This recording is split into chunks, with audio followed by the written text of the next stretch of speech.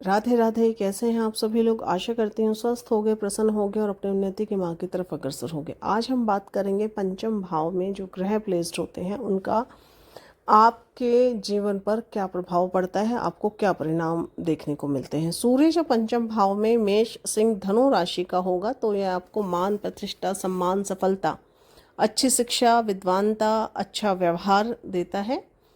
हालांकि मेष राशि में जब सूर्य होता है तो वो स्मॉल मतलब छोटा परिवार इंगित करता है, छोटा परिवार दर्शाता है। सूर्य की यह प्लेसमेंट जातक को कोई मान प्रतिष्ठा या उच्च जो पद है वो भी प्रदान कराती है। लेकिन कभी कभी देखा गया है कि सूर्य की यह स्थिति संतान उत्पत्ति के लिए अच्छी नहीं होती। बच्चे के जन्म में व्यक्ति को परेशानियों का सामना करना पड़ता है। गर्भपात होना मतलब अबॉर्शन होना जो है सामान्यतः देखा गया है इस प्रकार जब सूर्य की प्लेसमेंट हो। यदि यही सूर्य बंजर या ड्राई साइन में हो तो ये जो समस्याएं हैं वो आपकी अधिक बढ़ जाती हैं। मिथुन, तुला और कुंभ राशि का सूर्य जातक को अच्छा लेखक, प्रकाशक और एक सोशल पर्सन बनाता है। पंचम भाव में जब सूर्य पीड़ित हो, अशुभ ग्रहों से दृष्ट हो तो यह व्यक्ति को जो है हठी बना देता है। अस्थिर बुद्धि होती है, अहंकारी, चिड़चिड़ा, बहुत ज़्यादा उसकी इच्छाएं होती हैं, कामनाएं होती हैं। दूसरों को डोमिनेट करना भी उसके व्यवहार में या उसके स्वभाव में आ जाता है। यह शेयर बाजार एवं सट्टे के द्वारा भी जातक को हानि पहुंचाता है। सूर्य की स्थिति यह प्लेसमेंट जो सूर्य की है वो जातक को प्रेम के संबंधों में भी दुख प्रदान करती है। पंचम भाव में पीड़ित सूर्य ना तो अच्छी शिक्षा प्रदान करता है और न संतान के लिए शुभ होता है।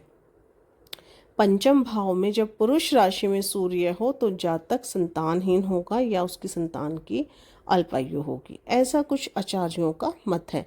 देखिए, कोई भी प्रोडिक्शन से पहले हमें कुंडली के बाकी ग्रहों की प्लेसमेंट पर भी विचार करना होता है।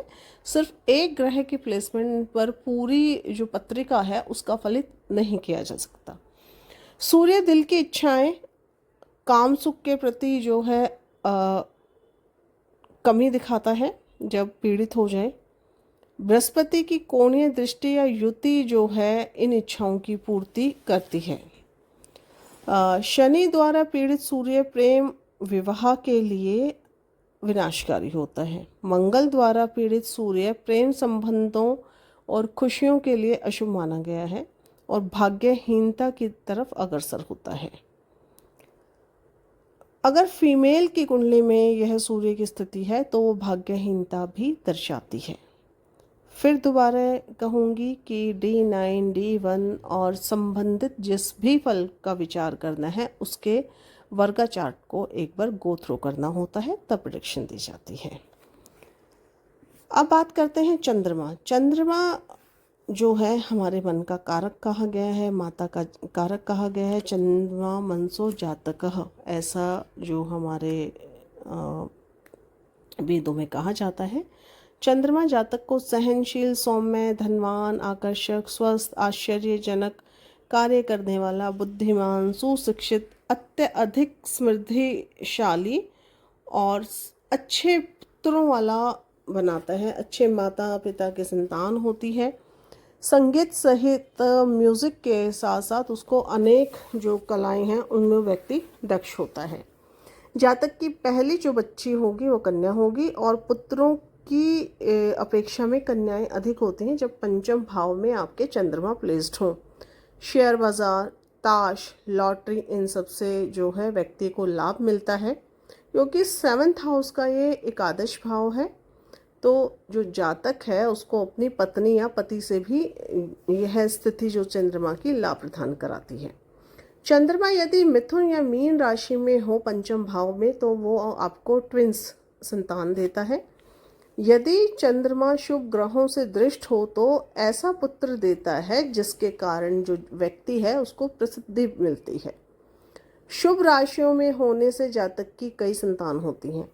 पंचम भाव में वृषभ, मकर, कन्या राशि का चंद्रमा जातक को अनेक जो है कन्या जो संतान है वो देता है और आखिरी जो संतान होगी व्यक्ति की वो पुत्र होगी। लेकिन आज के देश काल परिस्थिति का विचार करें तो जातक की प्रथम संतति कन्या होगी। यदि वृषभ, कन्या और मकर का चंद्रमा हो तो मिथुन, तुला और कुंभ राशि का चंद्रमा जातक को पुत्र संतान नहीं देता और उसकी केवल कन्याएं जो हैं संतान होती हैं। कर्क, वृश्चिक, मेष, मीन, धनु या सिंह राशि का चंद्रमा पुत्र और पुत्री दोनों संतानें देता है। जल तत्व राशि का चंद्रमा जातक को वकील और चिकित्सक बनाता है। पीड़ित चंद्रमा आपको पागलपन, कम स्मरण शक्ति, अस्थिर दिमाग वाला बनाता है और शनि से पीड़ित हो तो ये व्यक्ति को धोखेबाज भी बना देता है। मंगल यदि पंचम भाव में है तो व्यक्ति को शुभ मंगल, बली मंगल, उच्च पद, प्रतिष्ठा, सफलता देता है। जातक की जो इच्छाएं हैं, अभिलाषाएं हैं वो अच्छी होती हैं, पाचन शक्ति अच्छी होती है, अधिक खाना खाने वाला होता है। अगर यही मंगल यहाँ पीड़ित होकर बैठे तो गर्भपात, संतान के साथ आपके रिलेशंस हैं उनमें आपको समस्याएं फेस करनी पड़ेंगी। अल्पायु आपके संतान होगी। धूर्त, कुटिल मानसिकता, अनैतिक कार्यों में रुझान, क्रोधी स्वभाव और जो दूसरी महिला या पर स्त्रियों के प्रति व्यक्ति का आकर्षण रहता है जब चंद्रमा पंचम भाव में पीड़ित होकर बैठे। बुध यहाँ आपको अच्छी शिक्षा देता है, विद्वान बनाता है, साहित्यकार, कवि बनाता है। यदि पुरुष राशि में हो बुध यहाँ पर तो आपको उपन्यासकार बनाता है। मेष, सिंह एवं धनु राशि का जो बुध है वो जातक को एक अच्छा मैथमेटिशियन बनाता है। आत्म तत्व ज्ञान जो है ज्योतिष जिससे जुड़ा हुआ है वो शिक्षा आपको देता है, नृत्य देता है। वृषभ, कन्या या मकर का बुध भौतिक विज्ञान जो है, व्याकरण है जो, यह आपको ज्ञान देता है। यदि यही चंद्रमा जल तत्व राशि यही बुध यदि जल तत्व राशियों का हो तो आपको जो है कई भाषाओं का ज्ञाता बना देता है। बुध का पीड़ित होना संतान के लिए शुभ नहीं है और जातक की शिक्षा जो है वो कम होगी, क्रूर होगा, झगड़ालू होगा। अब बात करें बृहस्पति, तो बृहस्पति जब पंचम भाव में बैठता है, बृहस्पति इस भाव के कारक हैं। बुद्धिमान, भगवान से डरने वाला, समृद्धिशाली, सुशिक्षित और अगर पीड़ित है तो संतान के साथ आपके अच्छे संबंध नहीं होंगे। शुक्र सुशिक्षित, लेखक, कलाकार, धनवान, ये आपको बनाता है जब पंचम भाव में बुध हो। पीड़ित हो तो आपकी पत्नी के साथ जो आपके फिजिकल रिलेशंस हैं उनमें समस्याएं आपको देगा। शुक्र राहु की युति विदेशी या दूसरी जाति के व्यक्ति से आपके प्रेम संबंधों को इंगित करती है क्योंकि राहु को हम विदेशी मानते हैं। शनि यहाँ पर यदि वेल प्लेस्ड है तो आपको परिश्रमी बनाएगा, निष्कपट बनाएगा। पीड़ित हुआ तो क्षीण बुद्धि एवं संतान के साथ आपके संबंधों में कटुता देगा। राहु जातक को यहाँ पर यंत्रकार बनाता है। शुभ ग्रहों से दृष्ट न हो तो संतानहीनता देता है। केतु यहाँ मंत्र सिद्धि देता है। यदि वेल प्लेस्ड ना हो तो संतान के लिए केतु की ये प्लेसमेंट पंचम भाव की अच्छी नहीं मानी जाती, अरिष्टकारी होता है।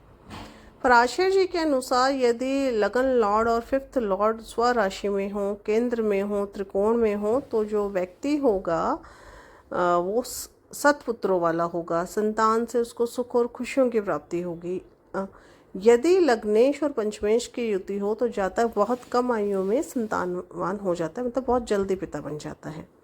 एक से ज़्यादा ग्रह जो है पंचम भाव में अशुभ होकर बैठे, पंचमेश नीच का हो तो जातक की जो संतान है वो बुरे कर्मों में लिप्त होगी। अब बात करते हैं कि देखिए पंचम भाव है वो आपके बौद्धिक ज्ञान की क्षमता और शिक्षा की प्रवृत्ति को बताता है। तो अब यदि विचार करें तो बौद्धिक और ज्ञान की क्षमता और शिक्षा प्रदान करने के लिए लग्नेश, आपका लग्नेश अच्छा होना चाहिए, मतलब आपका स्वास्थ्य अच्छा होना चाहिए। बुद्धि के लिए बुध बढ़िया होना चाहिए। विद्वत्ता के लिए, ज्ञान के लिए बृहस्पति अच्छा होना चाहिए। कला के लिए शुक्र बढ़िया होना चाहिए। चंद्रमा जो है बुद्धि का कारक होता है, सूर्य आत्मा का कारक होता है। तो आपके उच्च विचार, आध्यात्मिक मूल्यों और अंत में प्राप्त होने वाली जो सफलता को ये सारे ग्रह जो मिलकर इंगित करते हैं या दर्शाते हैं। यदि हम काल पुरुष की बात करें, काल पुरुष कुंडली की, तो मंगल जो काल पुरुष की कुंडली में है उसके लगन लॉर्ड माने जाते हैं, प्रथम हाउस के कारक कहे गए हैं। मंगल स्वास्थ्य, कुटुंब स्थान, द्वितीय भाव का स्वामी होने के कारण शुक्र बाल्यावस्था में जो परिवार से प्राप्त शिक्षा है, बुध आपका थर्ड लॉर्ड है, बुद्धि की शिक्षा का रुझान बताता है और मस्तिष्क का भाव दर्शाता है जिसका स्वामी स्वयं चंद्रमा है, फोर्थ हाउस का। सूर्य पंचमेश होने के कारण शिक्षा और ज्ञान प्राप्त होने में जो आपके पूर्व पुण्य की ब्लेसिंग आपके है वो दर्शाता है। बृहस्पति नवमेश है और ज्ञान और विद्वत्ता का कारक होता है। यहाँ मैंने आपको ये सब बताया काल पुरुष की कुंडली के अकॉर्डिंग भी हमें एक बार कुंडली को जज कर लेना चाहिए। आपकी लगन पत्रिका में क्या प्लेसमेंट है उसके साथ साथ काल पुरुष की कुंडली का एक बार विचार करेंगे, क्योंकि वो यूनिवर्सल ट्रुथ है, उसको हम साइड लेके नहीं चलेंगे। शिक्षा के लिए जो भाव ज़रूरी हैं, प्रथम first house, second house, third house, fourth house, पंचम, नाइन्थ, इन पर हमें विशेष रूप से ध्यान देने की ज़रूरत है। अब मॉडर्न एजुकेशन में जो आपका उच्च शिक्षा के लिए हमें पंचम भाव है जो फिफ्थ हाउस है उसको अधिक महत्व दिया गया है। पंचम भाव जो है आपकी बौद्धिक क्षमता के साथ साथ कि आप कितने विवेकवान हैं, आपके अंदर सीखने की जो भाव है वो भी पंचम भाव आपका बताता है।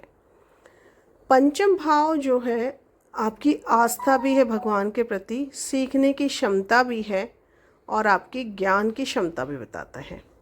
तो ये तो बात हुई पंचम भाव है। विभिन्न ग्रहों की प्लेसमेंट के साथ साथ हमें शिक्षा के लिए कौन से भाव और किस प्रकार देखने पड़ते हैं। बृहस्पति की अगर मैं बात करूं तो बृहस्पति जो है योग्यता है, बुद्धिमत्ता है, सीखने की कला है, ज्ञान है, संतान का शासक ग्रह है और जैमिनी सूत्र में तो यहाँ तक कह दिया गया है कि जब कारकांश लगन में या कारकांश लगन के पंचम से बृहस्पति का कोई संबंध बन जाए तो वो व्यक्ति प्रत्येक क्षेत्र में दक्ष होता है, मतलब उसको सारी की सारी कला, नॉलेज, ज्ञान उसके पास पहले से ही गॉड गिफ्टेड होती हैं। विज्ञान उसको, साइंस उसको भली भांति आती है, काफ़ी सारी पुस्तकों का लेखक होता है या अद्भुत बुद्धि वाला व्यक्ति होता है। अगर आपका पंचम भाव शुभ कत्री योग में हो, बृहस्पति केंद्र में या त्रिकोण में हो, तो ये जो प्लेसमेंट है शिक्षा के लिए एक प्रकार से ब्लेसिंग कही गई है। आपके शुक्र और बुध की जो युति है वो शिक्षा के लिए, ज्ञान के लिए अच्छी कही गई है। बुध और शुक्र यदि पंचम भाव में बैठे हों तो ये दर्शाते हैं कि आपकी जो एजुकेशन है वो सफल जीवन आपको देगी। उसके साथ साथ अगर पंचम में हम चंद्रमा से अगर विचार करते हैं, देखिए चंद्रमा का लगन भाव तथा पंचम भाव में होना आपकी जो रुचि है वो कला साहित्य में देता है, म्यूजिक में देता है। जैमिनी में फिर एक सूत्र कहा गया है कि कारकांश लगन या कारकांश लगन के पंचम भाव से चंद्रमा का संबंध हो जाए तो यह जातक को सांख्य शास्त्र में प्रवीण बताता है या बहुत सारी उसको ना बहुभाषीय बनाता है, व्यक्ति की काव्य, संगीत, नृत्य में रुचि देता है। तो आज हमने बात की पंचम भाव में जो विभिन्न प्लैनेट बैठे होते हैं, प्लेस्ड होते हैं, उनका आप पर क्या रिजल्ट मिलता है आपको या उनका क्या प्रभाव पड़ता है आप पर। एक अच्छी एजुकेशन के लिए हमें कौन से भाव को देखना चाहिए और कौन से ग्रह पर विचार करना चाहिए। अगर आपको जानकारी अच्छी लगे तो हमारे चैनल को लाइक कीजिए, सब्सक्राइब कीजिएगा, वीडियो को आगे शेयर कीजिएगा। हमसे जुड़ने के लिए, हमसे जुड़े रहने के लिए आप सभी का एक बार पुनः धन्यवाद। बेल आइकन को प्रेस करके आप हमें सब्सक्राइब कर सकते हैं ताकि आपको आने वाली वीडियो का नोटिफिकेशन मिल सके।